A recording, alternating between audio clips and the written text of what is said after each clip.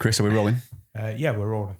Good stuff. How have you been, mate? All right? Well, good, yeah. Busy week last week, but yeah, just one of those weeks. But it was also good fun. Enjoyed watching you lot out there. Limited that, to be honest, because I had a bit of FOMO. In Transgrancanaria? Gran Canaria, because, being there last year, couldn't make it out this year. But apart from that, what have we been up to? United had their first loss for a while, didn't they? Yeah, do you think you're going to get a chance to cut your hair? But then you got to 4 games. That's it, yeah. I'm desperate for that twat to bugger off, to be honest. I feel sorry for him now, don't you?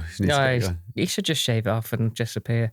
But but yeah, it's interesting. It's interesting that like the other end's even more interesting. Yeah, how much you're enjoying that relegation battle. Leeds, Spurs, Forest and loving it. Yeah. And West Ham. Yeah. I don't think Chris is enjoying it, are you, Chris? Yeah, all of a sudden he'll be a Wrexham fan again, don't we? I mean, just devastating. Well, I'd say don't worry because you'll be playing Wrexham next season, but actually you might miss each other as you're going down and they're coming up. It's got potential, isn't it? It could happen. It'd be truly crazy, wouldn't it? But let's just remember Leeds are down there with the battle as well. So. Oh, mate, I'm under no illusions, but I think it took you by surprise because I remember messaging you a few weeks ago and you were like, we'll be safe. I was like, I don't think you will. Watching Spurs last few games, there's not one piece of me that thinks they'll stay up. I didn't even watch the last game. No, I've been watching it out of interest because like, why is it that bad? But it is. It's like watching, because United have been stuck in limp mode for about a year with Amarin. Before that, there was a 6 months where I thought, hang on a minute, this drop could keep dropping, and they managed to get out of it. But that's where Spurs are now. Yeah. It's a good job they do good concerts there, isn't it? Otherwise they'd be screwed. When you watch us go and win we're not going to win the Champions League, are we? Let's face it. Something to cheer you up though, Chris, is the arrival of your second child. And there is a story behind this, isn't there? So it's not all doom and gloom for you, is it? At least you've got something to celebrate. I've got some pretty big bags under my eyes at the moment. But. True, yeah, you did look tired last night when you came. Actually, you looked like you were ready for a good night's sleep. But interestingly, you were you came up to do the podcast the last time we filmed, which was like 3-4 weeks ago, and you arrived and you were in a bit of a panic because Hannah had shown early signs of going into labour, hadn't she? At which point I was like, Chris, do you think you should go home? Well, it wasn't even that. She sent me a text saying she hadn't been feeling very well. She was going to phone the hospital and she was waiting for an appointment. Yeah, it didn't sound... So then you messaged Ben and said, right, can you come up and take over? And there was that period of time where you were waiting to get set up and hand over to Ben. And in the end, you sort of set off, about 11 o'clock, I think it was. Yeah. Just as I got here. Just as Gary got here. just as Gary got here at 10 o'clock. 11, yeah. Then Ben arrived. I had car trouble. Ben took over. And then I got a voice message about 5 o'clock that night off you, Chris, saying that Hannah had given birth at 4 and you'd only just made it back. Yeah, so I got back into Wrexham about 1:30 and 3 o'clock Hannah was taken in for an emergency cesarean, and by 4 o'clock we had a new baby boy. Congratulations, mate. Thank you very much. I mean, I'm saying congratulations because Hannah would have absolutely crucified us if you'd have missed that. Like, can you imagine that scenario? Probably would have been the end of the podcast, let's face it. I don't think any of us would be here this week. We'd be filming it on iPhones, wouldn't we? I did a similar thing when when Charlotte went in. I'd gone up to the woods at Llandegla to I had a group session planned, and I thought we'll be all right for a couple of hours, but you forget when you go up into the woods by there's no phone signal. Oh, shit. And when I'd got back to the cafe in lockdown, I was like, oh, she's gone in. We had to get down. So I know what that feels like, mate, panicking. Yeah. Although I only had to drive 15 minutes, not 2.5 hours. I was that journey down, actually. Well, I haven't any speeding tickets yet, but it was, pretty quick. Bloody hell. Yeah, I did think about a lot that day. But we mainly took the piss until we realised, he's actually had the kid. Seriously, it was. None of us thought it was that. He wasn't due for another week or whatever, and everything had been going pretty swimmingly. But the hospital were a bit concerned about something, and they were like, we just need to get this baby out. But thankfully, everything was fine. How was little baby Gary? Sorry, was it Gary you named it? I'm only joking. It was a boy though, so Thomas Oshan. Thomas Oshan, yeah named after Thomas Frank, can I ask? Well, a few people did say to me, we took about 4 days to actually name him, and they were like, you're not going to call him this, are you, and stuff. And a few people did mention Thomas Frank at the time. I didn't know if you'd change it afterwards when he got sacked, whether you just call him Igor or something like that. Yeah, Igor just didn't seem to fit, did it? So we rolled back. Yeah. You're going to wait for Harry to take over and maybe make the switch again. He won't know his name yet anyway, so you can probably still time for change. Yeah. But no, congratulations, mate. So Thanks. yeah, on behalf of the pod, and we really thank you for your commitment to the podcast. I mean, it was a touch and go at one point, wasn't it? But I think that picture of me and Gary might have come down in the house had you not have made that birth. I don't think you're doing too best pleased. Anyway, moving on.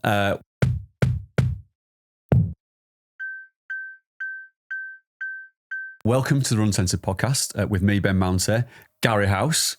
Today's episode, Gary, is going to be a recap of Transgrancanaria because I've just literally got back last night. And Freshly tanned, yeah, I got a little bit of a glow up, haven't I? Like, nice colour. Although I spent most of the time just driving people around in the car. I mean, I'll go through the whole week in a moment, but almost didn't make it back either because the flight back to Leeds, mate, emergency landing. I heard. Horrific. Like, it was really foggy in the UK.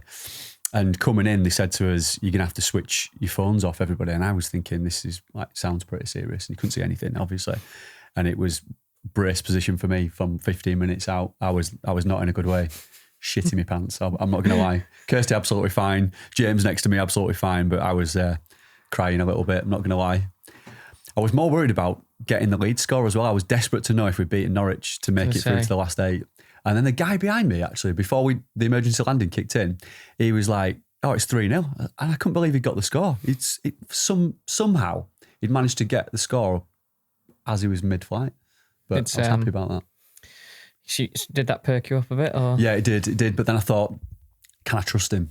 Is he just winding me up or is he trying to make me feel better? So I wasn't happy until... If you're going to go out... Yeah, if you're going to go out with a bang. Yeah, that's it, exactly. A 3-0 win. Yeah, I was happy with that. When I got down, the first thing I did, switch my phone back on.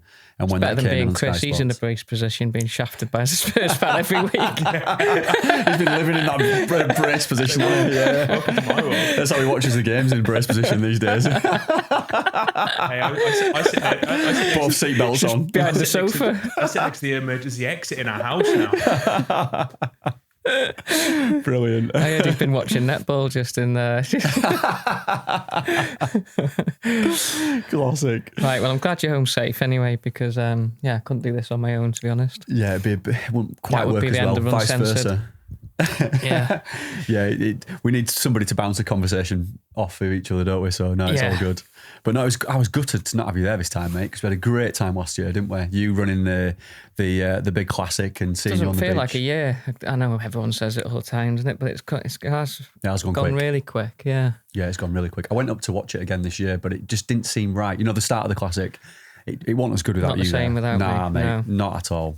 I couldn't get too excited. Was there a little party bit before it again? Exactly the same. Yeah, so TNF, the North Face, had like this party section right next to the start of the race on the beach, DJ set and everything, which is pretty good. Drinks coming round. I always feel really bad for like the athletes as well, and you probably felt like this last year where we're all having a bit of a party and you're getting ready to just run into the night. I was about 30 seconds off having beers. If no one got to run across the whole island. It's like temptations there, isn't it? I'm not good in those situations. Bit of music and nice food and I had it quite happily. Had a few beers and took my pack off and just... Yeah, and just sat the race off. Yeah. I wouldn't have done that, but it was... It is a nice... It's a nice setup for if you're not doing a race, put it that way, Yeah. You know when you set off from that as well, because obviously you're on the beach for like about a kilometre, are you? Probably, yeah. Do you not get loads of sand in your shoes? I forgot to ask you last year. Well, the whole island's pretty sandy, so I'm not too worried about that. But it's true, yeah. Fair point. Fair point. It was pretty muddy this year as well. Yeah, I mean, we'll go into the route. I've done a few races that are, I'm not worried about what's going in my shoe. But you are right. It's you quite quickly go on some promenade for even further than I can't remember, probably a good 15 minutes of running down there, and you're on the flat. So it is a good start. I started at the back last year, and it's good because you can quite quickly filter into wherever you want. Because once you're onto that pavement section, if you're elites, you're off. But also if you're in the mid pack or the back, it's really wide. It's a great starting point for a race, and I think it's one of the great spectacles.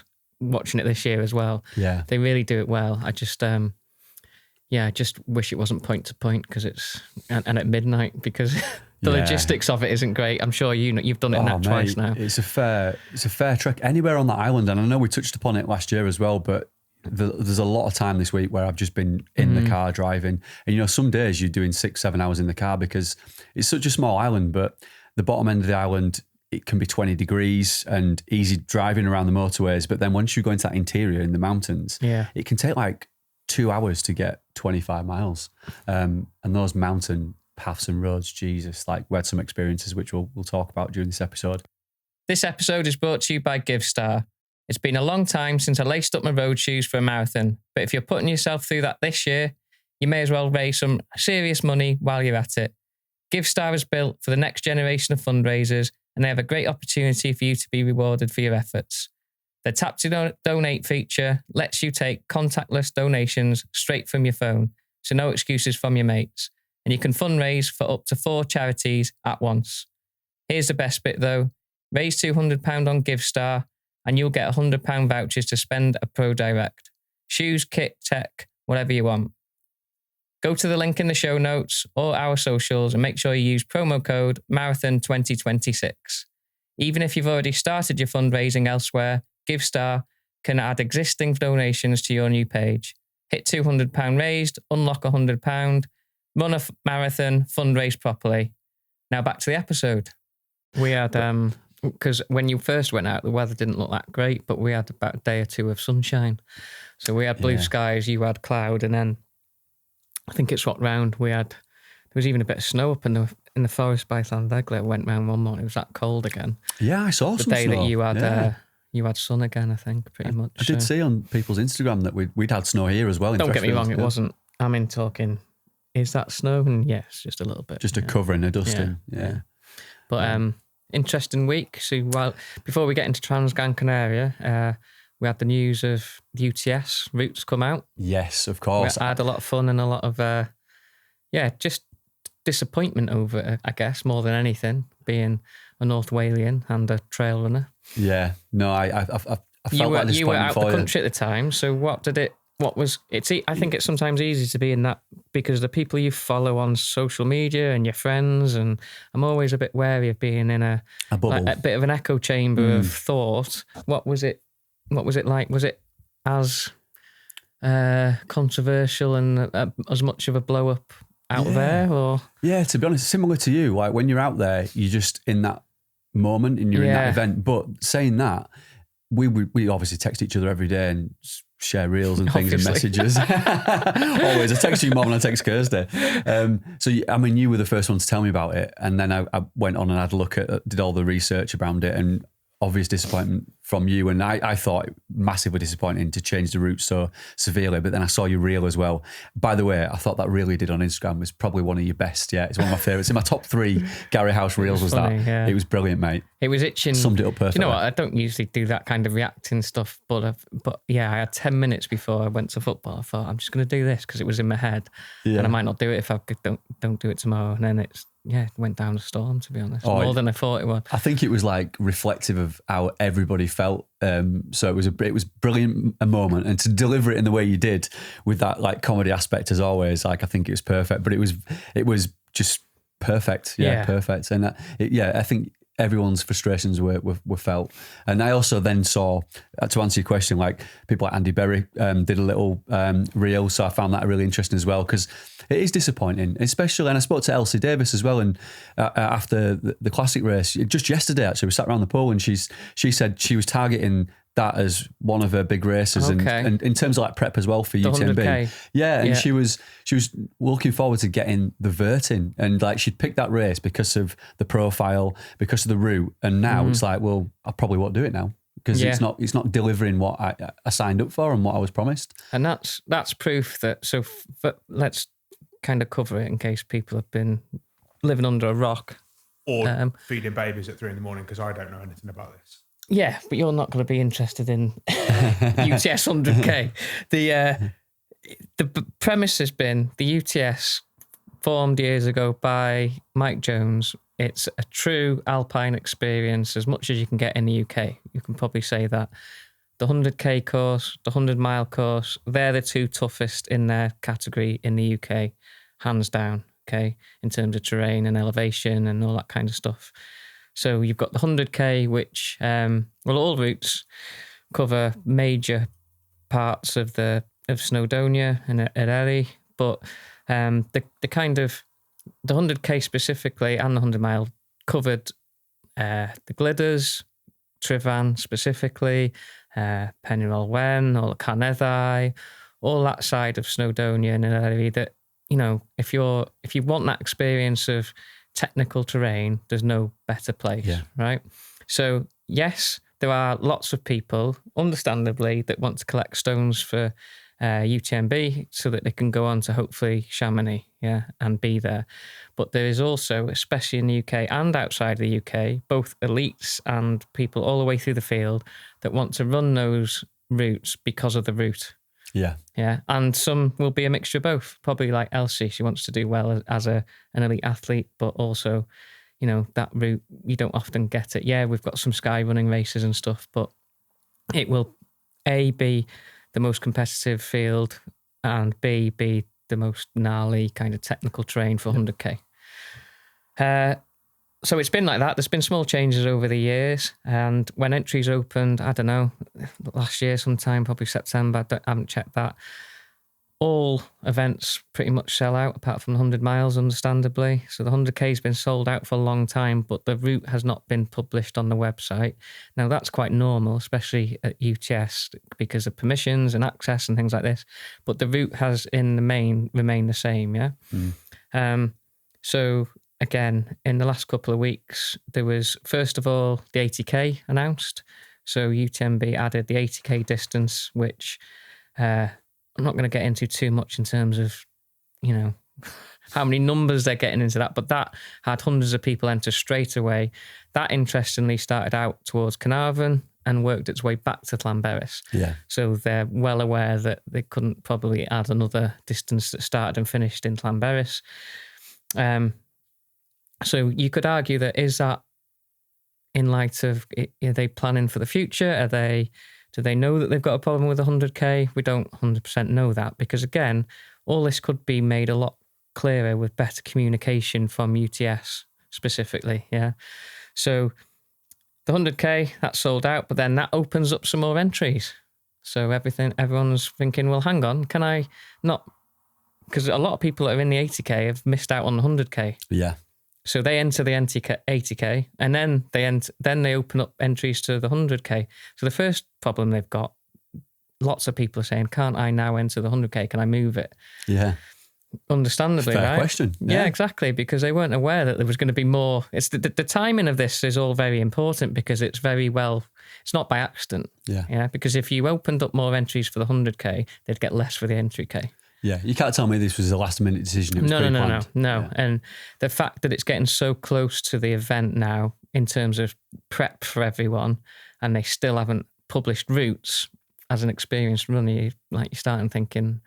Alarm bells are ringing. A little bit, but not to this extent. So the 100k opens up, quite rightly, and I've got friends, Mel included, she won't mind saying, they jumped into the 100k because they want to run the 100k, because it's the route that everyone wants to do if you're a mountain runner in the UK, really, and understandably. Forget that it's UTMB, right? I would love to do the 100k route myself.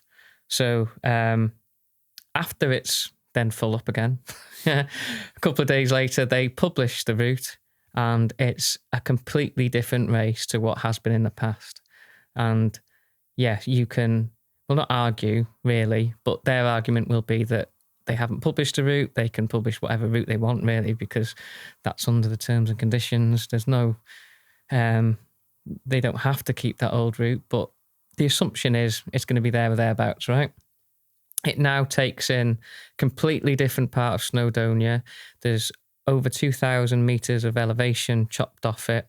The most technical parts are taken away. You don't go over the Carneddau, you don't go over the Glidders, you don't even summit Snowdon anymore. So again, if you were entering that race and you fully knew the route, then fair enough, right? But I think someone like James Nobles, he summed it up quite well in, you've been sold into a race, and people might be a bit pissed off that the 80K's come along and you couldn't enter that and things, but the bottom line is it is a completely different route than it has been for the past 5+ years. Not just small changes, massive change. So I can understand why people aren't happy, to be honest, because again, if I've paid hundreds of pounds to enter the 100K, and there's previous races, obviously it's similar elevation and it's a bit of a change, or they take one summit out because they have to, then fair enough. Yeah. And in my mind, like, it's one thing changing in route, like you said, but you've got to replace that vert somewhere else, haven't you? Because that's a big part of it. A lot of people are entering to get the vert in. Like Elsie is a perfect example. Elsie's a good example because sometimes people will just say, well, I joked with a couple of people that there's going to be a large amount of people that, although they're kicking up a fuss online and joining in on the comments, they're secretly thinking, I've got a fucking chance of finishing this thing now and getting some stones. Yeah. Which cynically, that is probably true. So there will be a large amount of people that are happy about this because they've got a better chance of getting their stones. But even you could see from the comments on social media, plenty of UK high-profile runners are not happy because either they were going to do the route or they maybe want to do that route in the future, and that's now taken away from them, really. Yeah. So, and if they've done that to the 100K, the 50 mile and the 100 mile will be next, no doubt. Yeah. The changes are so changes have to happen. It's a completely different race. It's a completely different race, and again, they can't even fall back on the permissions and access argument because the 100 mile does go over that original route. Yeah. So that starts on the Friday. It's what they were coming up against. They want growth in numbers, but on the Saturday, for so many people to go through that, that's where permissions were not being granted. It's the bottom line. So they have a choice. They either run the race with less people, with the old amazing route, or they trash that route, change it, and they increase numbers. And UTMB being UTMB, there's only one option. Yeah. Which, again, we don't have to bang that drum too much. But I think some people aren't 100% aware of the facts. Because, again, I've had certain conversations like, why does it really matter? Well, it kind of does matter because that 100K should have been like a legacy race in the UK, really. Like, I live in the area. Don't get me wrong, the amount of footfall, the amount of people there is too much. But I'd love to see that. I'd love to see that route survive. Yeah. I'd love to run it one day, maybe. And that's taken away from every mountain runner in the UK and outside the UK now. Yeah. And also, I don't want people from outside the UK travelling to North Wales and thinking that's the best we've got to offer.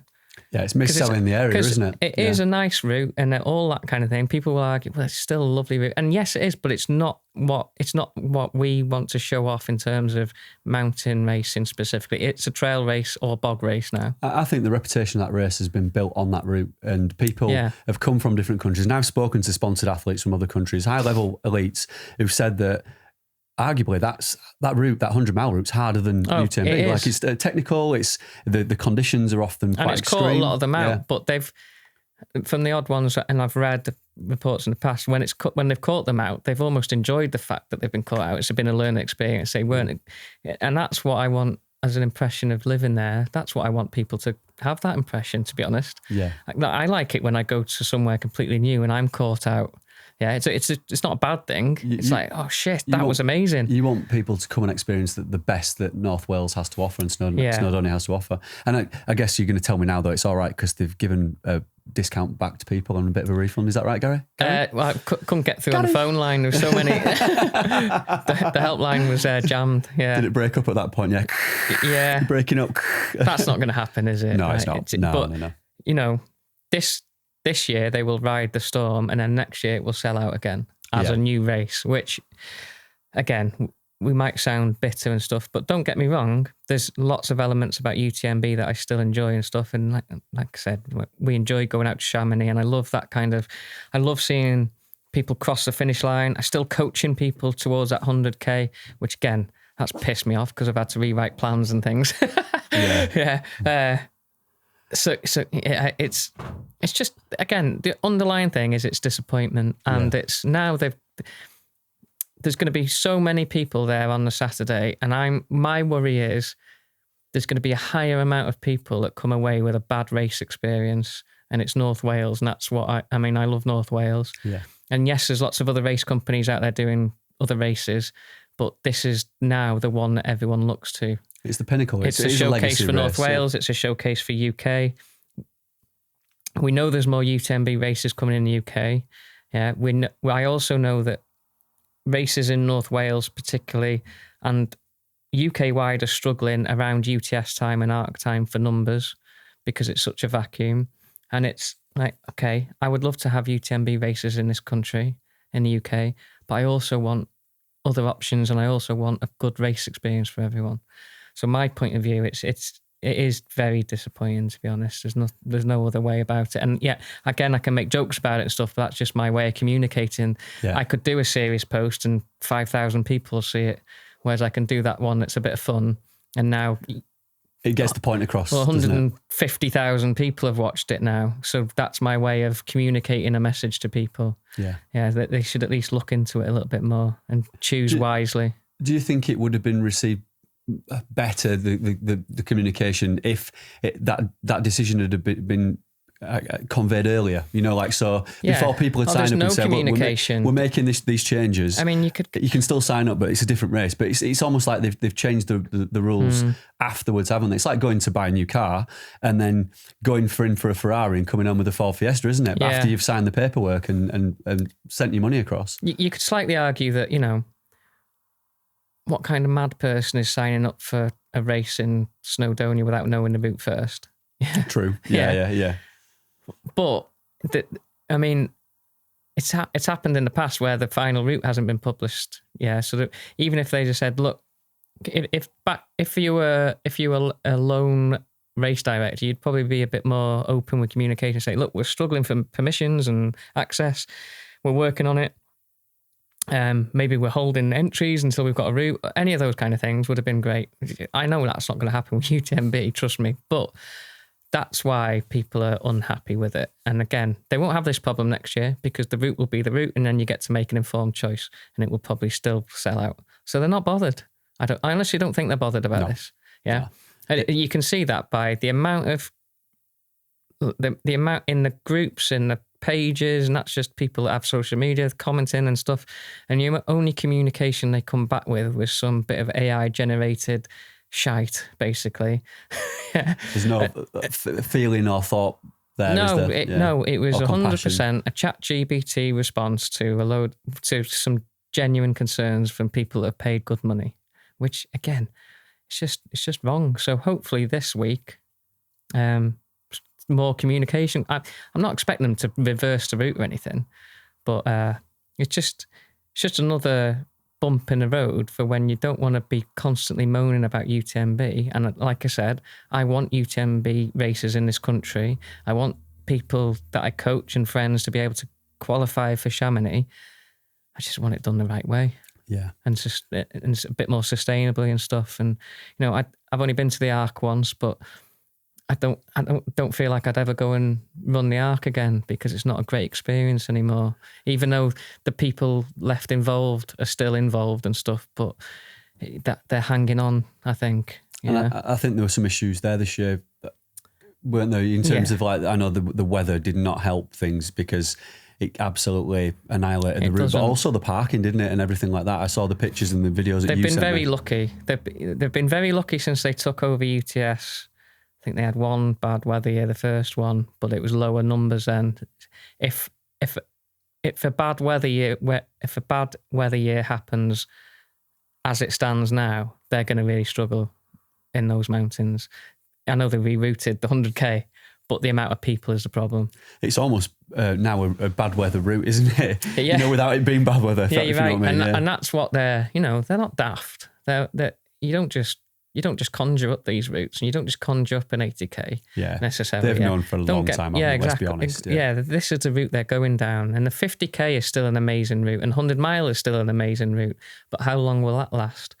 Yeah, so again, maybe not me, but if someone wants to pop up and run that 100k at a different time of year, I think it would do very well, trust me. Yeah.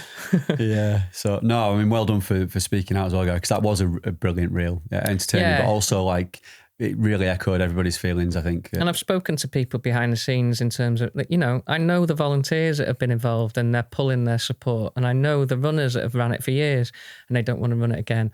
And again, like I say, I don't want it to disappear and I don't want people to not go to UTS. I want people to go. It's just poor form, isn't it? Yeah. It's not been progressive this year, has it? It's regressed with those decisions. And, you know, there were things and that... There's more races coming. I know there's Scotland coming. I know there's other ones coming, yeah? So it's just, at some point, I think, and me included, it's can't make this fuss and then go and run the race, necessarily, yeah? Which I know it's hard to do sometimes. But is there races out there that we could still go to UTMB and do it sustainably? I don't know. Yeah. Difficult one. Yeah. I mean, having worked with UTMB and having then gone out to, you know, Gran Canaria to do Transgrancanaria and work on that event, which we're going to talk about next, there are some parallels. Like I do feel like Transgrancanaria as a race outfit, I've got so many things right. Like they are such a good event to work with. They put on an amazing race. I mean, they've had to change the routes as well, actually, for one reason or another. I mean, Rocky Nublo, which is like the iconic, I guess, natural feature of the island with the two rocks.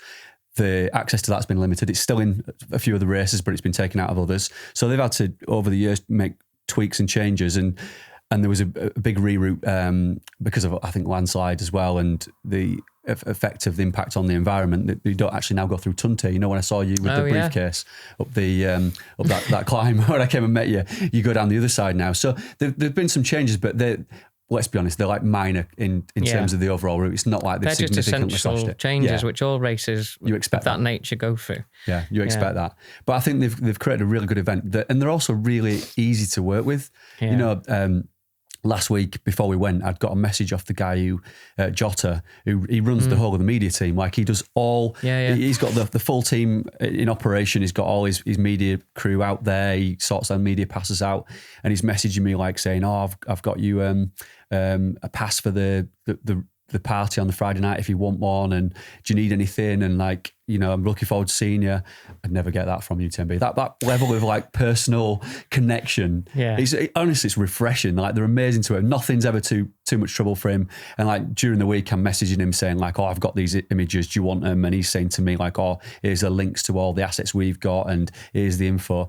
And they're just so easy to work with, and it's just like an absolute pleasure going out there. Well, and they're proud of their event. They're proud of the island. They're proud of the showcase. They want to show it off, don't they? They don't want to make it difficult for people. Well, you touched upon it there about you being proud of where you're from, and like you want the best experience for people coming and visiting North Wales and Snowdonia, and it's the same for them, exactly the same. And they're providing an experience that I think at the moment is unrivaled in many ways, because it gives you the best bits of Transgrancanaria. It gives you everybody who's doing whatever distance you're doing. It gives you an incredibly immersive experience in terms of like the culture, the island, the best routes, and yeah, I think it's fantastic. They put a great show on, and it's so well organised. You can tell that so much input and work goes into making it the best it can be. So I think they've got so many things right. I mean, if they make decisions because they obviously want people to come and stuff, but they make decisions so that they can keep it controlled, I guess. Yeah. Like, there's a reason why it's not in the height of summer in Gran Canaria and stuff, when it's already very true, full of tourists and stuff. And also they want you to promote the race as well. And I'll give you an example. Like the UTMB want to charge for everything. If you are seen to be kind of getting some exposure from UTMB because you're working with them. You have to pay them to expose their yeah, exactly. Essentially, that is what it is.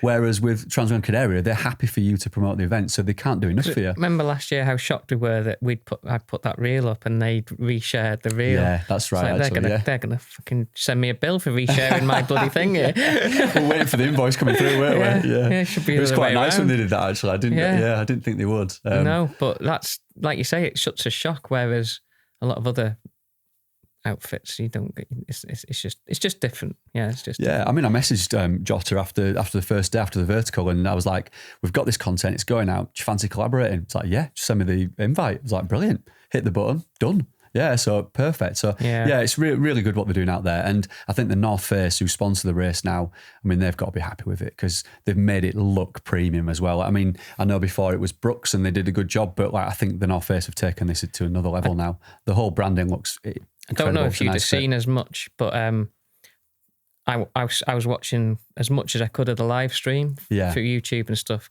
And part of me is because with South Downs Way and stuff and involvement with that, and just I've been a lot more into like what live streams doing and stuff and speaking to those lot. But what I loved was like the live stream. It was done so well because you get lots of race coverage, but it's basically commentary from the studio, that kind of setup. It was even from that point of view was really good. I mentioned this in one of the other groups I'm in. It helps when you've got a really good battle with elite athletes. Don't get me wrong, to get eyes on it and stuff.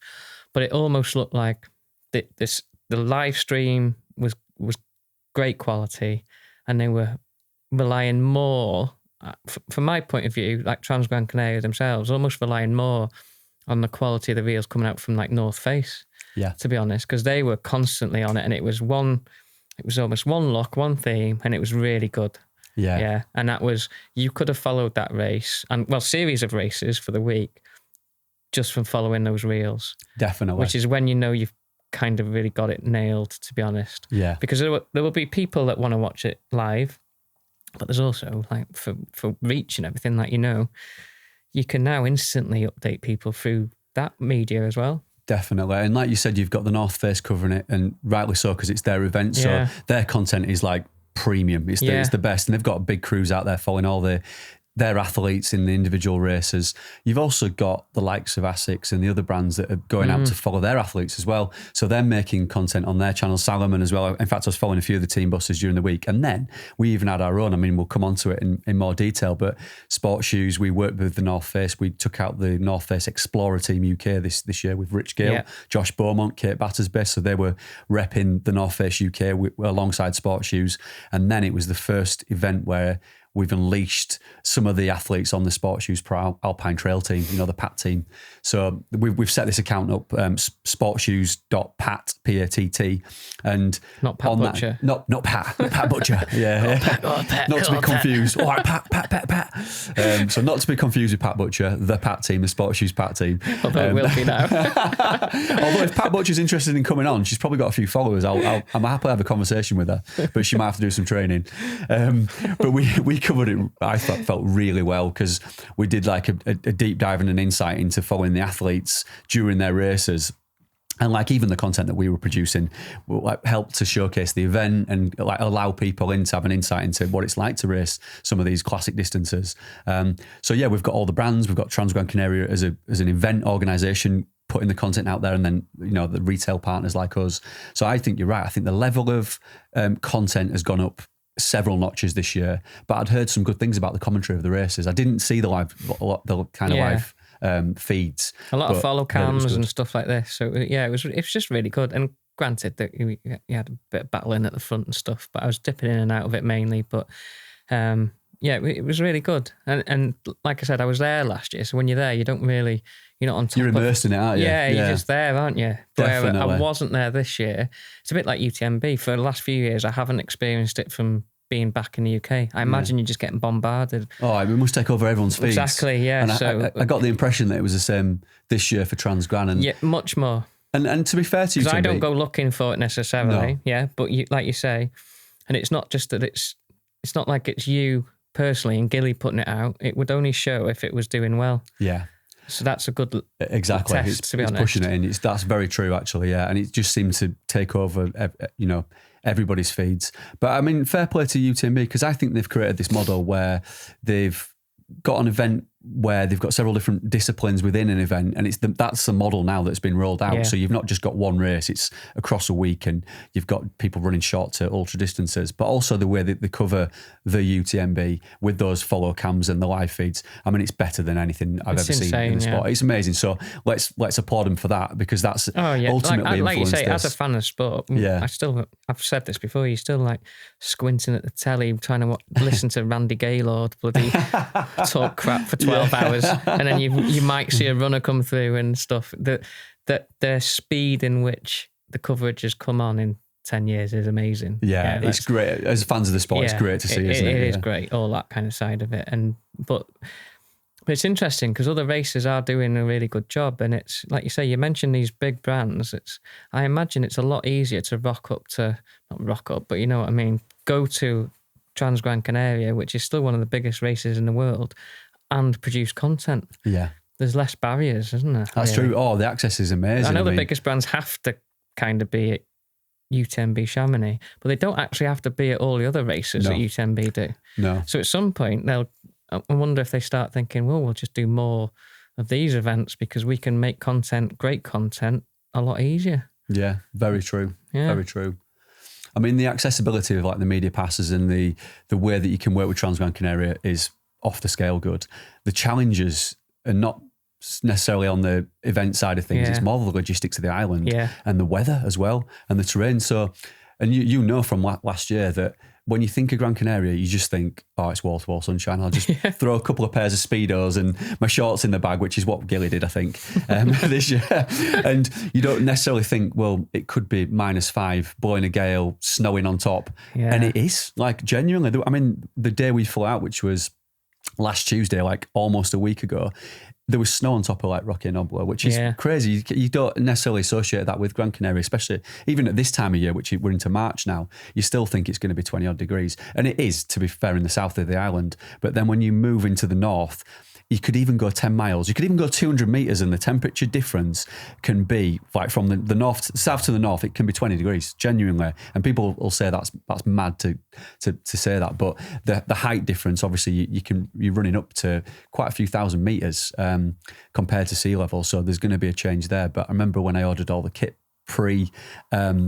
Transgrancanaria, I was working with Emma from the North Face and she'd sent everybody like the Summit Series jacket and a down jacket to keep warm. And our lead content creator, James, was like, where do you think we're going? Everest? I'm like, honestly, at some point during this week, you will need that kit. First day, he's got it all on. Freezing. Yeah, freezing. And it's true, like even in the VK, it was hammering it down. And somebody joked on my Instagram saying like, I can't believe you're wearing a vest for running the VK. And I was like, mate, I had to carry full kit, like genuinely had to carry full kit. I mean, some people didn't. I won't name names, but some people, well, true. Yeah, I should do, yeah. But yeah, they were doing the VK in nothing, not carrying a phone, not carrying a waterproof jacket. And I'll be honest, like it's an out and back, really. You can't say you've got to come back down the route. Yeah, and if you turn your ankle or you sat at the side of the trail, even in the woods, you're freezing cold. So you've got. Yeah. I carried everything genuinely, and off the back of that episode we did on trail running safety, I'd rather carry the extra weight. So I'm not saying, I'm not going to say like I would have won the race. Put that rail out if you had no kit on. Yeah. Can you imagine? Yeah, exactly. I mean, had I not had all that kit, Gary, I probably would have won the race. I'd have beaten Henry Hyman. It probably cost me 9 minutes. But no, I was happy carrying everything, even though it's essentially only like 3-4 miles up and then 3-4 miles down. You needed it. Yeah. So rather than you trying to crowbar the results in, how did you get on? Yeah, I did all right. Yeah. Was that a nice lead into it? I'll just ask you, don't worry. Yeah, thanks, Gary. Thank you. No, I mean, one thing I will say is like this week wasn't about me going to perform at that race. It wasn't an A race for me. I raced there because I was there and I wanted to like just get a race in because it's a busy week for me. Like the aim for me this week was to take the teams out and the focus was on the teams. It wasn't about anything I was doing. So for me it was making sure that. How did you get on? Yeah, well, yeah. No, I will come to it, I promise. But let me do the other people first. I'll give them praise first. But yeah, so we had the Explorer team, the three of them. They were doing the marathon distance and Gilly was doing the advanced, which was further in the week. And then I was taking the SportsShoes Pro Alpine Trail team out. And we did have 3 women on the team. So we had Amelie Lane, Vanessa Carber, and originally Emmy Collins. So Emmy was going to do the VK. Amelie was doing the 12. So they're the first 2 races in the week. And then Vanessa was doing the marathon. So that was Wednesday, Thursday, Friday for those races. Yeah. Now, Amelie's carrying an injury, which didn't heal by the time we started. So she wasn't racing.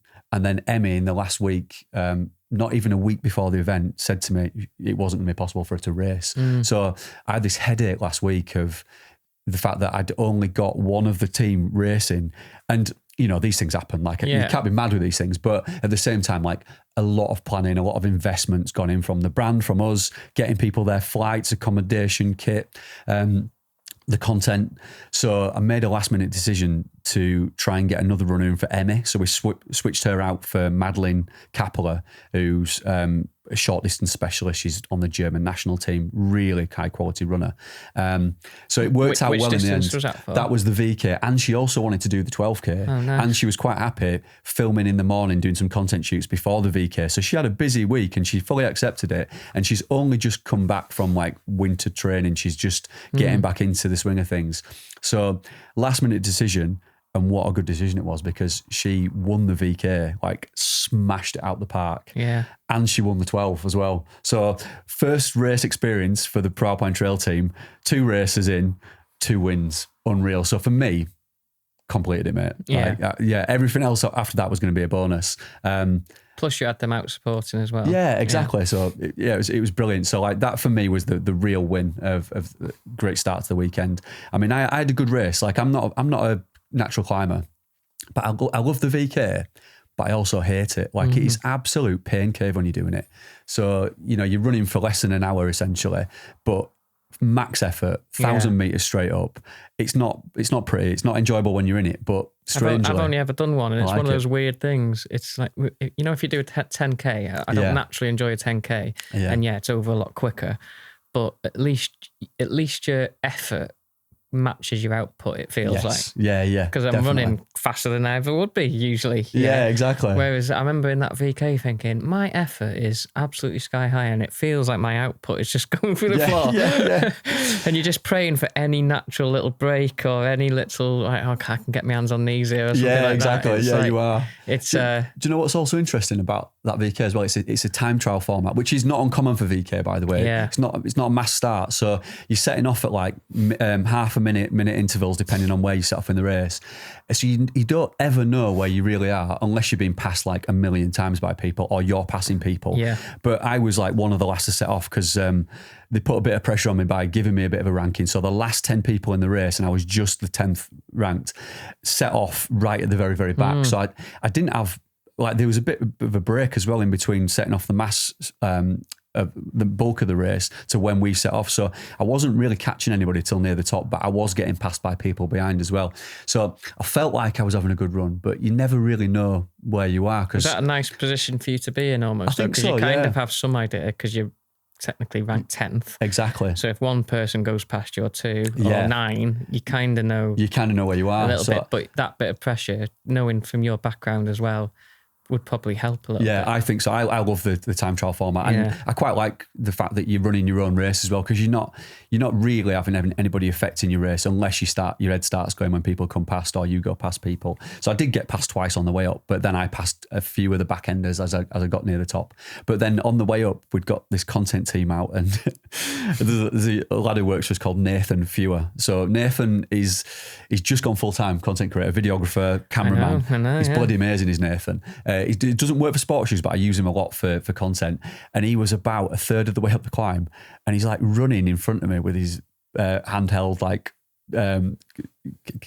video camera, and he was with me for about a minute, and I'm just thinking, right, I'm going max here. I felt like I was going well, and he's just running up in front of me with his camera. I'm like, right, Nathan, you can fuck off now, mate. Come on, off you pop. I'm having to run this bit. I was desperate for him to get out of the way so I could just kind of get back. Well, I never changed my pace, but like I felt like I was a bit more pressure. A bit more pressure, and I was hanging on, and I guess I never felt like I could stop at that point. But no, I mean, it was fine because that was genuinely the pace I was running up. But the fact he was staying with me made me think, am I going like quite slow here? It felt like it was a bit of an effort. Same when I saw Josh as well and Ellis, but it was nice having the support on the route as well. And then Gilly popped up as well near the top, so that was good. So the support on the route was absolutely amazing. And I really enjoyed it, mate. And that one, because I've never done it, is there any points where there is a bit of bit of a crowd there or anything? Yeah, there is, definitely near the top. But then people have either had to drive to the top. And by the way, to drive between the start and the finish, it takes about an hour and a half, 2 hours to get round, which is 3 miles on the road. Yeah. Sorry, it's 3 miles to run there and back. But out there and then three back. But to drive round, you've got to go right almost around the island to come back on yourself. So some of my content team had driven up to the finish purposely. We'd planned it and walked down the route a little bit. Gilly was part of that crew.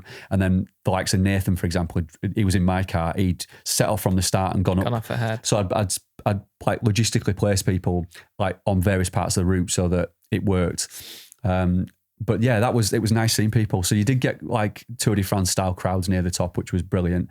But also with that, there's sections where you can really run it. So once you get into the trees at the top, it's like a runnable climb, but at that stage you're proper fucked, to be honest, mate. So like I wanted to run it, but my legs just weren't working.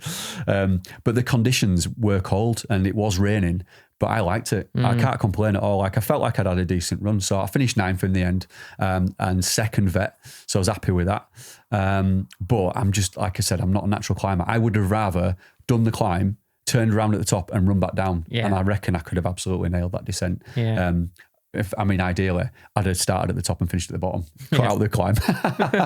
But so yeah, I'm not a VK specialist. I mean, it's a tough discipline, isn't it? From a coaching perspective, like have you ever coached anybody who does VKs? Not specifically. I've coached a few people at outside the UK. They're basically going to a UTMB event or something, and they want to do the VK, and we have a conversation.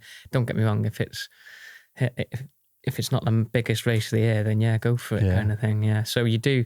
Well, there's been a couple that have not targeted it, but they're out on holiday and they want to do this VK. But yeah, and it just fits in. Yeah, it's one of those ones. I don't. If you're a specialist, then yeah, you obviously need. Yeah. You can do some specialist training, but other than that, it's more just have a. It's like a good session, isn't it? Just go in. Take a risk. It's going to be a maximum, depending on who I'm coaching. Yeah, it's going to hurt. Yeah, it's less than an hour of your time. True. It doesn't batter you too much, does it? Like because I raced the next day as well, and we'll come on to the 12K in a minute. It takes some time to learn. Like some people, you'd be like a Killian and want to run every step with those little steps, or you're someone that's a big, powerful kind of hands on knees job. It depends on the person, I always think. And it depends on, not every VK is anywhere near the same and stuff. No, so they're all different. That's the other unless thing. You've done a few of them, you'd be hard. I'd be a fool to say there's a specific way of doing it, maybe. What? Like when some of the lads that we know that are probably targeting the Worlds or something like that. Yeah. You're training for the course as much as the discipline. Yeah, you are. It's not just like max effort kind of thing. It does take a special breed to race that VK. And you have got specialists. I mean, Henry Imanhood, who runs for the North Face, he's won this VK in Transgrancanaria every year for the last 3 years. And he won it comfortably this year as well. I mean, to watch him race, it's unbelievable. Like he's an out and out climber over that distance as well. And I mean, Killian's an outlier that he can do this discipline. And he can also win UTMB. He can win both. There's not many people like that. Jim, I would put in the same bracket, Jim Walmsley.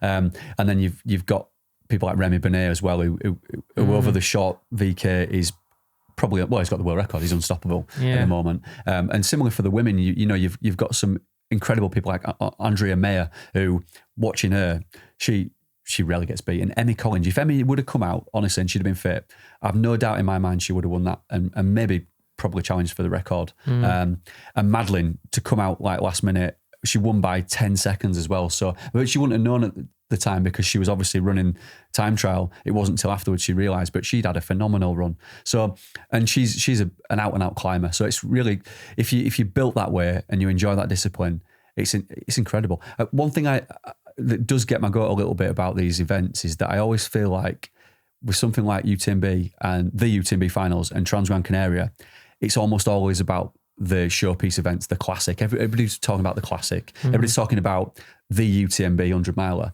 But I don't think they put enough respect on the people doing some of the shorter distance races. Yeah. And you see that with the naming conventions as well. They call the 12K the promo. And for a while, they called the 23K the starter. I mean, it packs more climb into that distance than any other race, and you're racing it at a different pace to what you would do the classic. And I almost feel like they don't give enough respect to the people doing those races. ATC kind of thing. ATC, they look at it like a kids race. Yeah, they do. Yeah, and it blows my mind because the people. I tell you what, seeing the people coming over the last couple of kilometres over that last climb, it was not a kids race. They'd gone through it, a lot of them. Definitely caught a lot of people out, I think. I think they're judging it on like the distance as opposed to how difficult it is. And if you're racing and like you look at the quality in the half, for example, Alan Santa Maria, who won it this year, like they're unbelievable. These are the best guys in the world and the best women in the world winning as well, you know.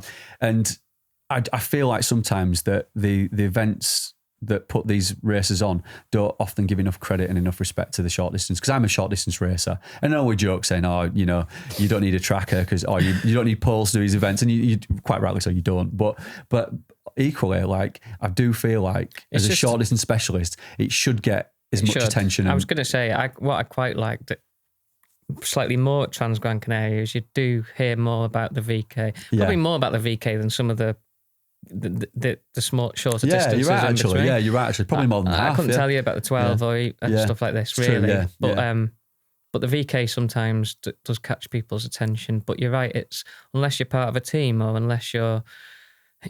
Don't get me wrong, it's very difficult to just go to Gran Canaria for VK. But at the same time, there's loads of events that have VK, so they should maybe make more of it. Yeah, I think so. Yeah, that one in Chamonix is good as well. I've done quite a few now. I do like doing them. I'm not very good at them, but I do like doing them. Kirsty's a VK specialist. She loves it. She went under the hour as well, so I've got to get that one in there and mention that, because that is a phenomenal performance. Like, she's 52 now, and she won the Vet 50s category, and she was about a minute off Fernanda Marcial, who's a pro ultra runner. You know, she makes films about her performances, and I think fair play. On that. It makes you sound a bit, not elitist is wrong, but unless you've tried one of these things, like a true VK, some of the times knocking about, it's unreal. Yeah. I mean, Henry Iman, I think he ran 39 minutes. He's running that quicker, almost 10 minutes quicker than me. And I'm you know, not that, nowhere near his level, but I'm no mug. Like, I'm running the full VK, but it just shows the level that he's at. And there were some standout performances, you know, like, it's incredible to watch. Part of me wanted to watch it, but then I did enjoy doing it. And it also meant I could do the 12 the next day. So less than 24 hours later, Madeline and I went to the start of the race and did the 12, again, drove up. She won that one as well. Phenomenal. And there was a point where that was a mass start. We set off and I looked behind me over my shoulder. She's not that far behind, because she beat me by 7 seconds on the vertical, but I didn't know until the end because we're not racing each other. I mean, thankfully, because there was some down in the 12, I did manage to get some revenge on her there, because she's not, it's horses for courses, isn't it? Yeah. The 12K suited me because it's more runnable climbs with plenty of descent. And you know, she's a phenomenal climber. So she won by 13 minutes, which shows her level. And I guess of all the races, that, not to say it's the weakest field, it is, but not meaning that in any disrespectful way. But I made the podium in third, so you know, it just shows that the quality is in the other races. The promo is the one of it's not an easy race, but it's one of the most accessible, and you're not going to get the same level of elite runners doing that. You are going to get somebody like Madeline doing it and winning it. And were you close to the leader at all? Yeah, mate. I mean, I'm going to have to confess this on the pod now, but I was like in fifth at the top of the climb and then smashed the descent, got into first place. How on earth I took a wrong turn near the end, I have no idea. But I think when you're at the front of the race as well, you're kind of like panicking because you've no one to follow at times. And I turned off the course and I ended up in Spa. Mate, yeah, I saw the yellow stickers. Yeah, that's what it was.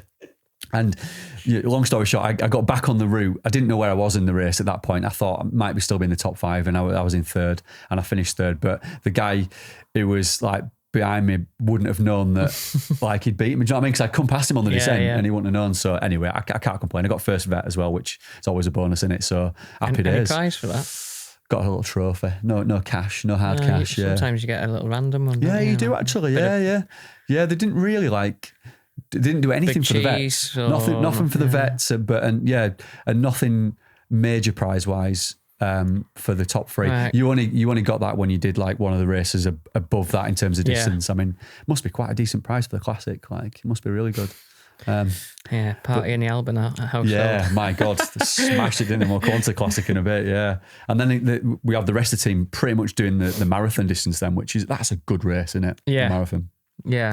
That's when it really starts. If I went back, I'd like to do that one again. I've done the full course now, and doing the marathon, because you're done in the day and you can have a beer in the sun afterwards. Yeah, it's a good finish. Like where you finish, like down in Maspalomas in that event field is brilliant, because that's famously where Gilly ran into the finish, and before he turned that last corner, he thought that was the finish, didn't he? Paraded himself in front of me. Did they basically pointing up to the sky, wasn't he, doing the cross on his chest, like footballer celebration style? I thought he was going to do the shoe, Ronaldo. Giving it like a Champions League final. Yeah, he was, wasn't he? And then realised afterwards. Yeah, he's still got 100 metres to go there, mate. Off you go. He didn't make that mistake again this time. No. But we had quite a few runners in the marathon this time. We had Vanessa Carber from the Pro Alpine Trail team was 8th, so unbelievable result there. So it's been a great week for the girls, amazing week for the girls. And then Josh Beaumont was 28th overall. He ran 4:06, and it shows how far he's come in the last year. He's really stepped it up, and he looked really good at the finish. I think there's big things coming from Josh. He did it all in a summit suit, yeah? All in a summit suit, yeah. He did the ASMR en route as well. I think knowing Josh, he probably will have created some content on the route as well. Yes.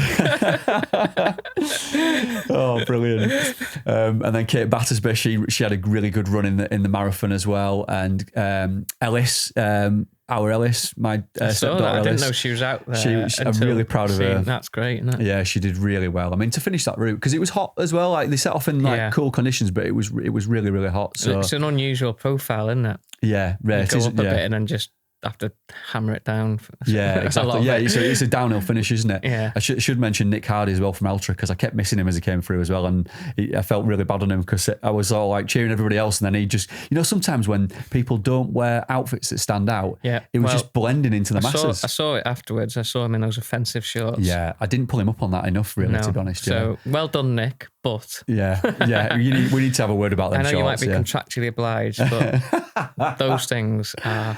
I noticed Gilly had his shorts on as well. But he put his shorts on over the top of them. So respect to Gilly for covering up and preserving his dignity. Yeah. I think he was worried because it was quite cold at the start, and he was probably thinking about how the pictures were going to look. Maybe. Yeah. So that's why he did message me asking for pole advice. Yeah, you thought it was something else.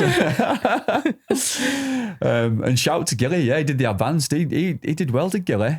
Really, really good run. But it was funny because that set off Saturday morning, and the first part of the advanced goes up this ridiculously steep climb. And when he saw us with the cameras, because we were at the top of the climb, he started running, didn't he? He said, "I'm going to start running now." As he was coming up for the cameras. But your message, because I put it straight in our little group, and you guys fucked it on the first climb. Fucked it on the first climb. Max heart rate for the gram. Classic. So yeah, Gilly on top form there. To be honest, yeah, it's really good. I'm glad it went well for everyone. Yeah. No, it was good, mate. I had an old mate who I'd not seen for years called Alan Bogle as well. I don't know if you've come across him, but top Northern Ireland runner, runner, orienteer, champion, he's big fell runner. I've raced him in the Mourne Mountains years and years ago, and I've not seen him for ages, but we've got a mutual friend, Bruce Duncan, who I'd been for a run with a couple of weeks before Transgran, and we realised that we're both friends with Alan, and Alan was doing the marathon. He was at Kendall. So Bruce Duncan was at Kendall. He's a great orienteer as well as Bruce. So Bruce had told me that Alan was going to be out, and Alan did the marathon, and then he came with us to the party as well on the beach. But after the marathon, I'd basically taken a big drinks order off everybody, and I'd gone to the bar, ordered all these drinks, and for some reason my card didn't work on my phone. For some reason. Classic, get out, chestnut. And I came back to the group. I was like, right, I need somebody's card, physical card. I don't carry my card anymore. Anyway, Alan ended up paying for a full round. I know he's going to listen to this, so I said I'd mention it. But it cost him a full round. So sorry, Alan. Sorry, mate. But he used to live in Gran Canaria in Las Palmas. So I thought, brilliant. I'll pick him up. We'll go to the start of the race.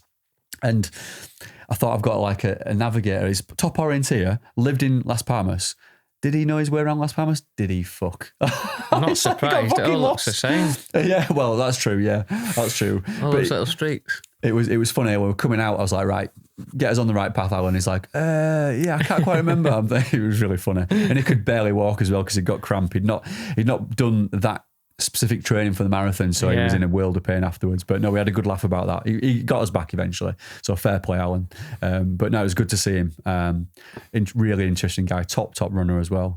But no, it's been a good week. I mean, I think one thing that people don't see, they'll only see like and we've talked about this before, the kind of premium content that comes out. You see the stuff that you put on Instagram, but I tell you what, mate, the planning that goes into these events, the logistics involved behind everything, like which cars people need to go in, how long is it going to take to get there, what kit do they need to wear when doing photo shoots. And this will make you laugh. On the first night, I mean, I was surviving on like 4 hours of sleep a night. I was in my room printing some kit in my bathroom. I'd got like a handheld printer that I'd plugged into the bathroom plug, and I was putting the Pro Alpine Trail Team logos and all the North Face kit at like midnight before the next day to do some content. And they're the bits that people don't see. And there was just a moment where I was thinking, this is my life. like this is the bit that nobody sees on Instagram. Don't get me wrong, I wouldn't change anything because I've just been out in Gran Canaria for a week. But like, it is an effort. Like, you come back trashed and knackered, and because you've been on these events, haven't you, before? Yeah, it's good fun, but yeah, hard work. Did you get to see much of the racing in the bigger races? Yeah, a little bit, but we'd got content shoots planned as well. When we were racing, I was having to like plan stuff to go and shoot like promo campaigns for the Pro Alpine Trail Team, and like there was all these activations going on for like sunset runs at Rocky Nubla, which Gilly went on, and Kate Battersby went on, and Amelie as well. Amelie Lane came out. So Amelie couldn't race, but she could run a little bit. She got shin splints. So she was like doing some amazing content as well. So yeah, it was busy, mate, really busy. I mean, managed to have a couple of drinks, I think, across the weekend. I had like 2 spritz and a couple of beers here and there, but I was trash, mate. Good. Yeah. I'm not coming then if that's the case. Yeah, no, it sounds too busy. Wasn't enough time for party, really, to be honest, Gary. I think you'd have made me go out a little bit more, which would have been good. We'd have definitely done more on that last night. Yeah. So I think we need you there next year, is what I'm saying. Yeah, definitely. What's next? So what is next? I mean, we've got coming up, I'm actually out to Gran Canaria in a few weeks' time. I'm going out for a Mizuno shoe launch for 2 days, straight out. Trail shoe. So they've got a new carbon trail shoe coming out. I don't know enough about it yet to like build it up on the pod, but I'm going to get a pair. Let you know how it is. Mizuno going big on the trails. They've got a great selection of road shoes. So it'll be interesting to see. I've seen some of the road shoes. Yeah. So I'll be interested to see what it's like, to be honest. I mean, how it compares. I'll tell you one thing as well. I raced in the... Sure it's not Lidl? Could be Lidl, couldn't it? Because Aldi's brought out their shoe, haven't they? Lidl it is. Is it Lidl? Sorry, Lidl got a carbon racer. Have you got a pair yet? No, it's out today in Ireland. Oh, shit. You need to get your hands on a pair of them, don't you? Yeah. 49, 99 euros or something. Yeah. Can't see it being much cop, to be honest. No, probably not, to be honest, for that price. Yeah. Stick a carbon plate in anything these days. That's true, yeah. You can get one of those carbon insoles, can't you now? Yeah. Is it an Enet or an Inert or? Yeah, well, I've got all them, mate. Yeah. Can you go carbon on carbon with them? Do you ever put that on? Double effect? Not the insole isn't carbon. Yeah. I don't think. I don't know, actually. But I've used them since coming back because of the foot issue. Yeah. I like a bit more stiffness. Yeah, no surprise there. Find it hard to keep it stiff these days, so I need the insole. Harder for longer. Chris is just shaking his head now. Reverting back to type out with you, Chris. Yeah. More bounce, apparently. Yeah. More bounce. Yeah. I'll tell you what, one thing I will say, the North Face gave us some great kit to go out with for this trip. Fair play to them, because they did a smashing job with the whole event anyway. But I raced in the Summit Vective Sky this time. It's the Sky 2s, and they're like a lower profile version. I was just going to say, I saw a bit of a lower profile. Yeah, because they've got the Summit Vective Pro, which is the high stack. Yeah. And it's quite a wide shoe. And Not for me, them. Super cushioning. On big trail like that. Yeah, I'm not saying there's but the lower profile. The lower profile's great because it's. I mean, if you're going to do the VK or shorter distances and you want to like do a lot of more technical descents, those Vective Skies honestly were incredible. And I think I'm going to use them now as my new orienteering shoe. And I know that we talked previously on the podcast about like getting the right shoe for the right distances and disciplines. That for anything less than like I'd say 50k. I mean, Ellis did the marathon in the Vective Skies, and Kate Battersby did as well, and they loved them. They've got like a 5mm lug on it now, and they've got that Dream foam in there, which is, you know, gives you that extra cushioning. So in terms of like just doing bits on the road and then on the trail, that Vective Skies my new orienteering shoe, I think, for like street O's, definitely. Now some good kit, to be honest, mate. And I did make full use of that Summit Series jacket because it was fecking freezing. Can imagine, yeah. I mean, we didn't talk about the classic, but we touched upon it.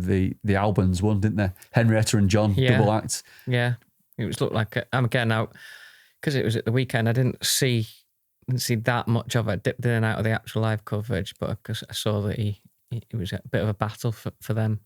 Three of them at one point. There was three of them. So bit of a Brit kind of party. I mean, there was a potential to get 3 Brits on the podium there, wasn't there? Tom Evans, John Alban and Josh Wade all going at each other. And it looked that way till about 7 o'clock in the morning until... Yeah, I logged back on then just in the morning to do some emails before I went out to the footy, and it was just as Tom Evans must have retired because he was still listed as with them, and then he retired. So we... Yeah, still don't know what went on there. I don't know if he said anything. Yeah, maybe he says much if he pulls out. No, that's true actually. Yeah, which is fine. But it would have been interesting to know what happened. I've not seen anything, but one thing I will say on that is that Elsie Davis was doing the women, so I really wanted Elsie to win it through the night, or Henrietta. And it was rough through the night, and Elsie had to be pulled off the course because she got hypothermia. Oh right, so I don't know if that was the same for John, but she was in a bad way, was Elsie. Like she was at a point where she couldn't have physically carried on. But that just shows the difference because when they set off even at midnight on the beach, it was fine, mate. It was like you could have just been in like a base layer. I'd have started in my best, but then as soon as he got up into the mountains in the night, it was horrific, and it was like horrifically muddy as well. Well, even last year, when it was different weather last year, it was warm for the majority. It was hot, if anything, felt hot. But through the night, I had to have a windproof on the whole time. Did you? Yeah. Yeah, up high. So it gets really tasty. I can imagine it can get cold, yeah. What was it like underfoot on the first few climbs? Because Gilly and Elsie and everybody who'd done the classic and the advance said it was so muddy on the climbs because of the rainfall that they needed like 8mm lugs. Oh yeah, nothing like that. It was dry. All over the place. Dry, yeah. At one point, Elsie said she'd got a poles like dug in and her feet were just sliding. She wasn't going anywhere. Yeah. So really, that bad as well. And you don't associate those conditions with Gran Canaria deer, so it does take you by surprise. It can show that, like for that race, from in the what island, I don't know Elsie at all. She's not one to chip it off. No, she's hardcore, mate. Exactly, I mean, she'll run until she's either been pulled out of a race or she's collapsed, and she's done that before. She's had hypo and hyperthermia. I've seen her collapse in the heat, and I've also seen her, now collapse in the cold because she'll just keep going because she's that competitive. To that level, like once you get to hypothermia or even close to that, you can't. There's no coming back. No, it's not. Especially even from a performance point of view, either. Never mind safety and stuff. So it's. Yeah, unfortunate that. Hopefully she comes back. Yeah, she seemed all right yesterday. I think she just made the right decision. Well, yeah. I suppose shame the decision that was taken UTS is out off the cards then maybe, but see what's next. Yeah, definitely. I mean, it was a shame not to see. I thought Josh Wade might have done it. He wasn't far off, was he? Because we love Josh, don't we? Yeah. I mean, no one's... John... Taking nothing away from John, by the way. I was really happy he won because he's Brit and he's a great guy. Second last year, was it? Second last year, yeah. So and he's run it. He's ran it before, hasn't he? So he obviously knows that route. Not that Josh doesn't, but yeah, interesting. I would have loved to have seen Hayden Hawkes on it as well. Yeah, so Hayden had to pull out last minute, didn't he? Yeah. And he'd been out there a few weeks previous, and then. I mean, I know he's coached by Robbie, and I think Robbie had said to him, look, if you're not 100%, you shouldn't start, should you? Yeah, because that's a hard and fast route for the elites and that. Definitely. They've got hammering it. So, yeah, right decision for him probably. But it would have been nice to see him mix it with those three. Yeah, or four in the end. What's his name? No, butcher his name. Definitely. Yeah. But I tell you what, that is one that is... It keeps attracting them, doesn't it? Early season. Yeah. It's only... Perfect time. Early March. And there's not loads, but like Hayden's come from the US and took it seriously, staying out there. Caleb Olsen did last year. Yeah. Caleb did. Hans Namberger was second this year. Hopefully they keep coming, because I do like what it's like. It's almost like a season opener, isn't it? It's like first day of the season. I think so. It's like. It's just a great time of year, and it, like you said, it builds nicely into the season. Then. Yeah, it is. Yeah, I don't know. You'd have to wear your 50-50 shirt for that one, Chris. So and there's Tom. And Tom Jolly was there. Saw Tom. How'd he get on? Didn't even know he was there. Yeah, he was 12th or 13th. He had a good run, to be honest. Yeah, I mean, he probably stopped off a couple of times on route as well. So he probably, yeah. But yeah, good result for him, I think. Yeah. I think Tom's on our list to come on. I think. Yeah, he is. I really want Tom to come on. I think Tom will be a great guest. Yeah. I really do. But I really like following Tom, so I want to get him on. Yeah, I think he'd be a good personality. I don't know if he listens. If you do, though, Tom, you're more than welcome. We're gonna try and get you on. Let's make it happen, mate. I like the way he goes about his racing. To be honest, he doesn't hide. Puts it out there, doesn't he? Yeah, you know, some people will cherry pick races to a certain level. I don't think he does that. I think he'll just go for it. Yeah, no, I have a lot of time for Tom. I really like him, like what he's about. So yeah, we'll definitely try and get him on. He's due. I think he's due a big result at some point as well. Yeah, I think so. Yeah, I think he is. Not that 12th isn't like, but you know what I mean. And I think has he done 11th at UTMB? I want to say I don't think he's been far off if he's not. But he's been to the World Champs. I mean, he's a quality runner, is Tom. Quality runner, and I think you're right. I think he's due. Another one with questionable shorts, but you know. Yeah, we need to talk about these elites with wearing these pants, don't we? They're not. It's not a good look, is it? Yeah, I think we need a whole episode on naming and shaming. Really, I mean, Nick Hardy and Rich Gill. They are like offenders out there. They've got previous. We need to pull them up on it. Some kind of offenders. Yeah. But no, I really enjoyed watching the Classic this time because we didn't have anybody in the race that we were following as such. I was just following it as a fan. Yeah. So it was quite nice to watch, actually. And like I say, good that a Brit won it. It would have been nice to get all three on the podium. And do you know, it was good to see Henrietta Albon as well, like winning the women's, because she's been a big advocate and supporter of the Pro Alpine Trail team. She reached out to us a few weeks ago. So I've had a call with her, and she wants to like help that team as well, which is really nice of her.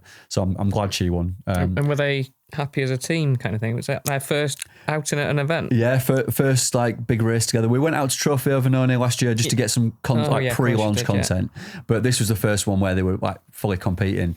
Honestly, mate, they're a great team. Like, so we interviewed all the girls as well before we got the team together, so we wanted like a nice balance of like personalities, and what I think is quite nice as well is they are like in a way stereotypical of their country as well. Like Vanessa, and it sounds a stupid thing to say, she's very Spanish, and like Madeline is very German, but I like that. It's like a girl band that we put together, and they're almost like bringing all their little quirks and personalities together to this team, and it's not one dimensional. It feels really like unique, and the fact that it's all women, I think it's a great concept, mate, and I'm just really glad and relieved at the same time that it all went really well for everybody last week, and just proud of the team. And they weren't all injured. Yeah. I mean, I know these things can't happen. It's the nature of elite sport, isn't it? It's not even necessarily. It's not sometimes a big injury that will hold you from a start line. It's just, exactly. And that's the thing is, someone like yourselves, you're there to support them decision-wise anyway, aren't you? That's not the case. It's just, but it is nice when it comes off as well. Yeah, it is definitely. I had a few cringe moments, mate, because I don't know if you do this, but whenever I'm talking to anybody that's from Europe, and I just revert into this like horrendous accent.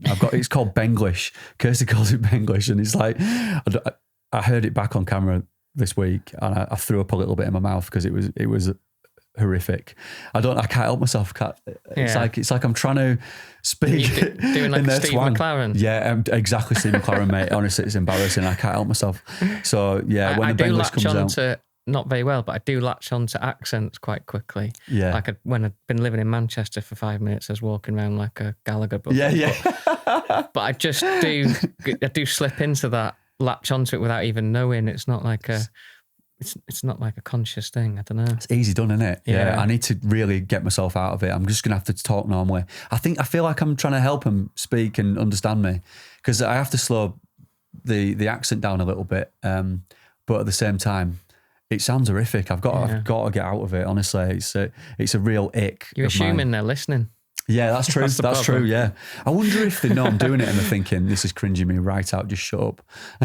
My latest thing is I do those reels and stuff, and then I translate it. If you done that, Oh, you no. don't really do it that much. No, I don't. I'll show you. No. I've got that one, but in Spanish. No way. So Instagram does it automatically. So there's Spanish Gary going around. No way. The internet. I saw that the other day. It's so funny. That's wild, isn't And it? like Bengalese or whatever. So there's Indian Gary going around and stuff. I'll show it you after. Mate, that's wild. Yeah, I need to see that. We also do that for the next RUNcensored one. I was going to send it you because the only way of doing it, because it does go out. So if you're in Spain and the algorithm takes it there, people are seeing me, but it's in Spanish. Completely Shit. dubbed. Yeah. Does this mean we can take RUNcensored So I was global? So at one stage, I was picking up Spanish followers, not from that reel, but from something else. Hey, I was like, what the hell's going on here? So I realised that Instagram, the translations is the Spanish, there's lots of different Indian dialects, and they're the main ones, and it's really interesting. I would. We ought to do. I mean, we could do with growing our global audience. Let's face it. So. I'd love to know what So I could little pick. Spanish Gary sounds like. We could do one me and you, so it'd be in Spanish. Yeah. That'd be great. I'd love to do that. That sounds brilliant. I mean, AI is wild. I feel like AI. I know because it does the mouth and everything. It's really. Yeah. It's just come on so much, hasn't it? This last year. So it's not like dubbed, like you're watching. Like a dodgy kung movie. film or something like that. Yeah. It's not 100%. You can tell, but I can tell. It completely doesn't fit, though, does it? The sound. That's no, well, it's funny because like something like I've said, and in Spanish, it's like 3 times as long. So the timing of what I see. Yeah, because I'm so good at comedy delivery. Yeah, that don't quite translate. That's annoying because the timing's all off there, and the sentence structure's totally different, isn't it? Yeah, and like the volume and pitch is completely like it just doesn't fit the person. Brilliant. It's literally like the fast show. It's like a Buches, Gary. That's what it is like. It was the character Chris on Waddle. where he was like, "Gan on the tune." Like, Newcastle Simon in there. What was it? Julio Giorgio. Oh, Julio Giorgio. Brilliant. Me, and I was like, I can't put myself out with that voice. Like, it just brilliant. doesn't fit me. Oh, I can't wait to see Spanish Gary. I think I'm going to love him. I can't wait to see that. I tell you what, some other highlights as well at Gran Canaria. I think I had the best sandwich ever in my life yesterday at the airport. Oh, yeah. I tell you what, I'm going to just At the airport? I'm just going to put it out there, right? Las Palmas, the airport is unreal, right? It's so easy to get in and out with a rental car because I'm not joking. Sometimes it's a fucking pain in the ass, isn't it? Like getting the cars back, knowing where the petrol stations are, unbelievably easy. And then when you get in there, there's some amazing little places to eat. I got this the ham on ham. Yeah. Yeah. Oh, mate. It was world. It was that manchego cheese and like this beautiful crusty bread. I had it on the plane and I wish I'd brought about 5 back with me because it was unbelievable. I mean, it was spenny. It cost me about €15, which I wasn't happy about, and it pained me to pay it. That's getting expensed, by the way. But it was unbelievable. Taste sensation. Found your card for that, did you? Yeah, I soon found my card for that. Yeah, I rang Alan up and asked him to do like an internet transfer, bank transfer over the phone payment.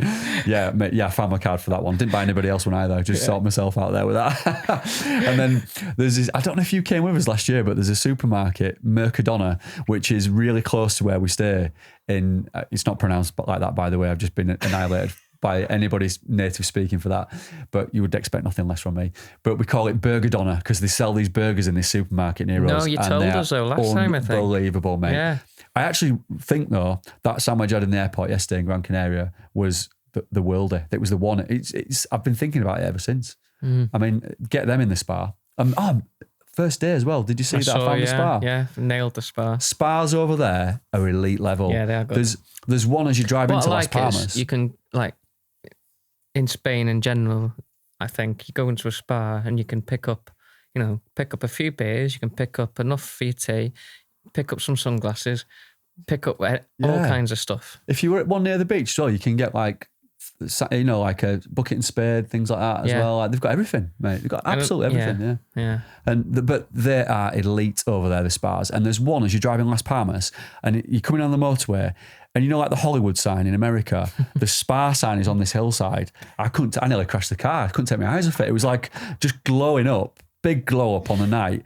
And I was going to go to this. I nearly diverted there instead of going to the party on the beach. But I didn't go into the spa in Las Palmas. But I imagine it's next level. I mean, I reckon there'll be lobsters in there. I reckon there'll be steaks. There'll be everything. But No yellow stickers. We don't yellow sticker anything over there. Try and go next year. Yeah, we should go definitely next year. Either go out early or stay late or something. Yeah, I think so. I think we need a few days before, or maybe on the end, because then we can chill out, can't we? But I wouldn't mind trying to get some sponsorship from the spa over there, or at least checking them out in a bit more detail. And but no yellow stickers, which I was disappointed about. Again, thank God for expenses, because otherwise that'd have pained me. I got a big shopping, and that hit hard. Yeah, I didn't look at my bank account after that. I'm trying to think of anybody else I need to thank or say on this episode. By the way, the team that I took out there, 12 people was looking after, including myself, because I do need looking after. But I had 4 content creators. Nathan Fewer, who we brought in because he was over there. Great little lad. I know I've mentioned him, but James Collins. Little Nathan. Let's pat him on the head. Let's tell everybody go. I'll just grab his, really good. Grab his by his cheek and just shake it and buy him an ice cream. Great lad. And then we've got James Collins, who's our content lead, who I think you met before. Mega guy. He just smashed it. With him, what are you talking about? Yeah. Oh, of course you did. Of course you know James. Yeah. Of course you do. Yeah. Mate, I forget who I've introduced people to, I've been out with. I just wake up every morning. It's like a different day. It's like, I forget what I've done. Yeah. Even the previous day. Ben Johnson, who came out with us as well, smashed it as well. And then Rich Gill, our very own Richie, did a great job. I had an elite team of content creators, and then everybody else who came was mega. One influencer, Gilly. And one influencer, Gilly, yeah. And I don't think she listens to the podcast, but there's a woman called Claudia at work, and she's like the brains behind the Pro Alpine Trail team. She was like the conductor in the background, posting stuff out, because I just didn't have time. So yeah, where are they going next as a team? Yeah, that is a good question. So the kind of concept this year is that they'll do all the races that they want to do, and then in and amongst that they'll have these opportunities like Transgran, and I've sorted some places out for UTMB. So 2 of them are going to be racing OCC, and one's doing ETC, Marathon de Mont Blanc. Trying to get some places for Zagama. Feldman. Felsman, I mean. Felsman, that could be an option. Might be too late to sort that one, but I'm going to get them to the UK. I want to get them to Kendal Mountain Festival, and I won't mind getting them to do like a quick games or taking them to a fell race. There's definitely going to be some meetups where they're going to be there. And I did mention South Downs Way as well. Yeah. To Vanessa might come and do that. So. Need them to slow down a bit. Because it's World Trail Majors, isn't it? Yeah. Right, in that case, she might come. Did she do the marathon? She did the marathon. Yeah, so she could do the 50k. Right, perfect. Because that was the question. And I sort of... That's why I said to you the 50k might be good, because it's a World Trail Major. Right, well, in that case, I'll get her on that. And I wouldn't say... Yeah, and it'd be more competitive this year, but if you want points... Right, I'll get her out there. I tell you what I will do as well, because she came out with a boyfriend, Fran, and Fran was second in the marathon. Mate, he's a unbelievable athlete. Yeah. And her sister-in-law, Ikram, we had an interview actually about the Pro Alpine Trail team. She runs for Joma. She won the marathon, like absolutely smashed it. I think she was 20th overall. But Joma's a good brand, isn't it? Yeah, it's a little good brand. Yeah, you never see it over here. Yeah, I like Joma stuff. Yeah, and then Manuel, who's he's Fran's brother, who coaches Ikram, and he's with Ikram. They're like this little training group, as well as like being obviously related and going out with each other. Like they could come and just do South Downs Way, and mate, I'm not joking. Fran and Ikram would probably win it. Like, it'd be good to see him put them against like some of the best of the Brits. You had Robbie Simpson there last year, wasn't it? True, actually, yeah. So it would be good racing. It would be good racing, yeah. But definitely. If there's a couple of ladies that want to race, and I mean, Fran only just finished behind Antonio Martinez, who is a mate. He's rapid, isn't he? He's absolutely. I only know class. his from that Asics. That's his Asics lad. Yeah. When I went out with them. He's a great guy. Yeah, he's phenomenal. So I'll try and get them over to the 50k, because that would be brilliant. So it's a really good week, mate. Good catch up with everybody. Nice to talk about as well, because it's good to get this out straight after the event, which is something we can't always do. Might be for you. Yeah, sorry, Chris. I'm putting the pressure on. Mind you, I've still got to do the thumbnail and the copy tonight. So plus, we do share the workload now. Turnaround on this one though. Yeah, we'll be working late tonight. Good job with one-hit wonders, aren't we? Yeah, exactly. Thank God there's no editing in this one. That's true. Should we park it there? I think that was everything we had to kind of go covered through. All your sponsors, covered all the shout outs you've got to give. Yeah, mate, I've ticked all the boxes. I had it all written down on my hands. No, I didn't. I had it all in my head. What we should say is... we need a private jet for Gran Canaria next year. That's what you were about to say, isn't it, Gary? Well, so yeah. The whole team and our kit out there to do it. Definitely. Maybe that'd be a good idea. But we've enjoyed... What I've noticed in the last couple of weeks is some of the reviews on Apple have been really good. Yes. I don't even know if I've shared them all with you. I just had a look. Keep them coming, because we don't always remember to give a shout out, but it really does help. Yeah. Subscribe, do all that good stuff, because we don't promote it as much as we should do in the actual podcast. But if you're watching it or listening, make sure you're subscribing, make sure you're commenting and stuff. Yeah, definitely. No, it's really important to do that for us, isn't it? To get it out there, and not for us, but to get it the actual pod out there. Yeah. I did see quite a few of our pod listeners out in Transgran as well. Really, some of them were racing. Yeah, so a couple of guys who were doing the VK as well. So shout out to them. They did really well. Rob was one of the guys. I can't remember the name of the other guy, so I apologise. Before we wrap it up, you see Robin Cassidy's result. Oh my God, Forgot to say. Yeah, shout out to Robin. Sorry, Robin. She's 4th overall, wasn't she? 4th overall. In the classic. Yeah. Can we get her on the pod? You know, I'll don't speak you? to them, yeah. Right. I mean, that is an outstanding result, Robin. I'm glad you mentioned that. I don't know why that. I've just been thinking about it all the way to make sure we speak about Robin's result. Yeah. No, we need to talk about that, because that was, in that field, an incredible result, and she just kept consistently performing. She deserves throughout that as the well. race. She does. Yeah, she's worked really hard, and I don't know Robin as well as I know Simon, but she deserves that. Yeah, she does. No, big shout out to her. That's a massive result, really. Huge. It's absolutely huge. She's an amazing runner. She's also doing South Downs Way 100. Wow. So that could be really good for her in terms of the overall. Yeah, it's going to be stacked, isn't it? Yeah, it's going to be absolutely stacked. No, I'm glad you mentioned that, Gary. Yeah. Sometimes we forget, don't we, like to mention people, because we don't write anything down. There's loads of UK runners out there as well, and can't call everyone out. Yeah. But that's a standout performance. Yeah. Yeah, it really is. Another lad who's just coming to my mind, a guy called Sean. I'll kill his last name, so I won't say his last name, but he listens to the pod. He was out there. He did the marathon, and he did it in sub 5 hours. Really good result. I think he took like 45 minutes off his time. So shout out to you, mate. Well done. And anybody else we saw, we forgot to mention. We're sorry if we forgot to mention you. Don't hate us in the comments. No. We love you all. If you listen to it on a run, make sure you share it, because we do see it a lot of the time. And for anybody who does enjoy listening to the podcast, who wants to see us live in the flesh, Gary, we've got some news, haven't we? We have, yeah. That's something else you should mention. I just remembered then. Shittest. We are shit, aren't we? Self-promoters. And I wrote summary and wrap, but we haven't, have we? No, we haven't wrapped. There's all sorts coming out. This could go on another hour yet.